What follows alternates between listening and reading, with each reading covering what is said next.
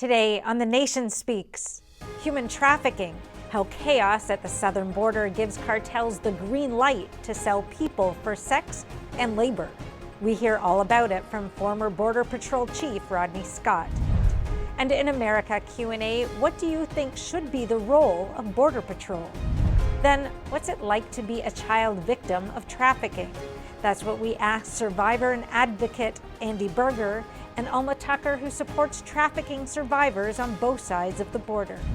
Finally, in our second America Q&A, we ask what people know about the reality of human trafficking in the United States.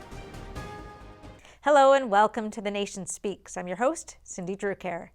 With all the focus right now on the Russia-Ukraine border, you barely hear about the US-Mexico border.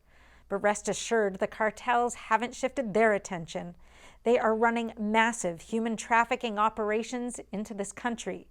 Human trafficking, as defined by the Department of Homeland Security, involves the use of force, fraud, or coercion to press victims into some kind of labor or commercial sex work. It's a global scourge, generating roughly $160 billion in annual profits. And in the U.S., it's abetted by lax policies at the border, as we hear from our first guest. Joining us now is Rodney Scott, retired Chief of U.S. Border Patrol. He served from January 2020 through the first 7 months of the Biden administration, capping off a 30-year career at the border. Chief Scott, thank you so much for joining us. Thank you for having me on today. Really appreciate it. So let's jump right in. How big is the problem of human trafficking at the southern border that includes labor trafficking, sex trafficking? What does it look like on the ground? It's a huge problem. It's hard to put numbers on it just because it is so elusive and it is such a big threat. But the more that there's just chaos at the border, the more that provides cover for human traffickers. And what's going on today on the southwest border is nothing short of chaos. So there's a lot sneaking by. So can you elaborate a bit on that chaos and how things are more chaotic now than maybe they had been? Sure. So during my 30-year career, if you will, we've systematically been improving border security using barriers, personnel technology, and policy to try to get control of the southwest border. And what we mean by that is just make sure everybody comes through our front door, the ports of entry, and they're not sneaking through in between the ports of entry. So there's been ebbs and flows. But the last administration, the focus on the border wall, focus on a lot of policies, closing loopholes in the asylum process, those were all reversed on January 20th. So when those policies were changed, the border wall construction was shut down. We saw an influx of illegal immigration into this country that we really have never seen before. What that equated to last year, about 1.9 million illegal aliens came to the border, were encountered by CBP. I think like 1.6 million were between the ports of entry by Border Patrol. That just overwhelms the resources. For example, last week, I believe, or maybe this last Tuesday, there were over 5,000 illegal aliens apprehended on the southwest border in between the ports of entry by Border Patrol. That overwhelms their resources, and then what that means is Border Patrol agents are busy, and that leaves huge gaps in border security. The cartels have figured out how to leverage that, and then they bring in the narcotics, the criminal aliens, or people that are being trafficked, if you will, people that don't want encountering law enforcement. They bring them through those huge gaps, and that's a huge threat, and it's getting worse every day. So what percentage of the border is actually controlled by the cartels? Do you have to use a smuggler if you want to get across? Yeah, I really believe that you do. I'm sure there are still some people that sneak up to the border and get across. But the cartels control every part of the southwest border specifically. They have all the way down to what they call plaza bosses, which are individuals responsible for certain geographic areas. And anything that crosses through that area has to pay a fee or use a smuggler. You can try to sneak through those areas, but you're really trying to putting your life at risk, even more so than normal when you try to cross without a smuggler. San Diego, for example, a few years back, we had a very systematic process put in place to do interviews and try to put some metrics and some evidence behind these claims, if you will. And in a very short amount of time, we were able to document about 65 to 70% of the illegal alien traffic coming across and tie it back to specific smuggling organizations that were directly related to the cartel. And that was with only a minimal effort. And that's not the case now because the numbers are overwhelming that system? A lot of times the victims don't know they're being trafficked yet. So you actually have to have a conversation, an interview, if you will, face to face with these people to start picking up some clues or to even find out who the smugglers were that brought them across. And then based on history, we would know that that was an organization that was involved in human trafficking. But when there's making 5,000 arrests a day, the agents don't have time to sit down and do those deep dive interviews.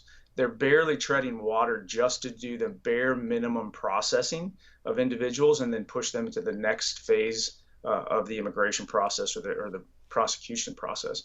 This is really, really a challenge with children right now as well.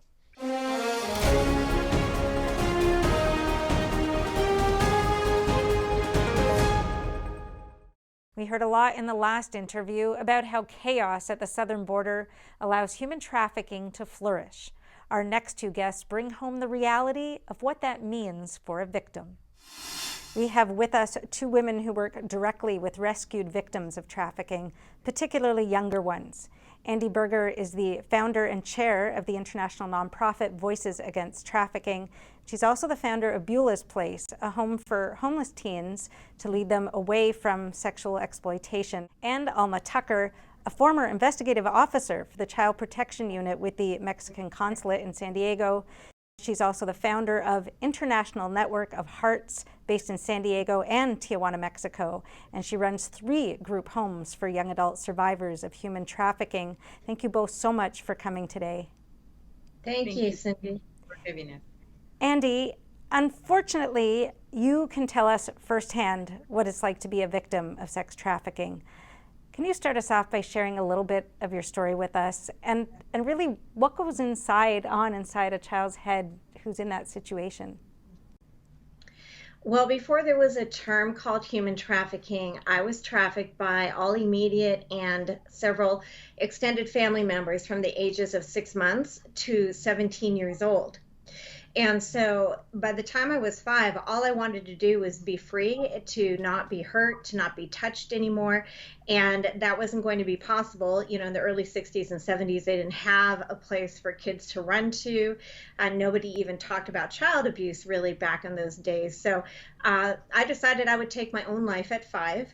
Because my birth mother told me that she could kill me anytime she wanted. And so I went to the curb of my house and I waited for a car to be coming by fast enough because I felt like, you know, if I'm dead, then at least I'll be at peace and nobody can touch me and they can't hurt me anymore. And clearly that didn't work. You know, I felt like in my life, God interceded in other people's lives, that's something else. But on that day, I felt like I did have a purpose. And I just had to live long enough to be able to find it. But it wasn't easy. I was beaten. I was locked up. I was taken places I didn't want to go, to be with people I didn't want to be with, have them touch me or abuse me. And so by the age of 17, the last time my birth mother tried to kill me, I was 17. And the only thing my birth father did was actually pull her off of me before she snapped my neck. So it was a really horrible childhood, but I think to your point about kids, they just want the suffering to stop. They want to believe that somebody will love them because really all I wanted was to love and be loved. And that was not happening, especially with people that should be the ones who love you, right? The mom, the dad, the family. We have this idea that parents should always love their kids, you know, and that kids, you know, should always love their parents, but that doesn't necessarily happen. So in familial trafficking, it's harder because the bloodline protects the predators to a greater extent than maybe someone who is not part of the family. Wow, a truly shocking story.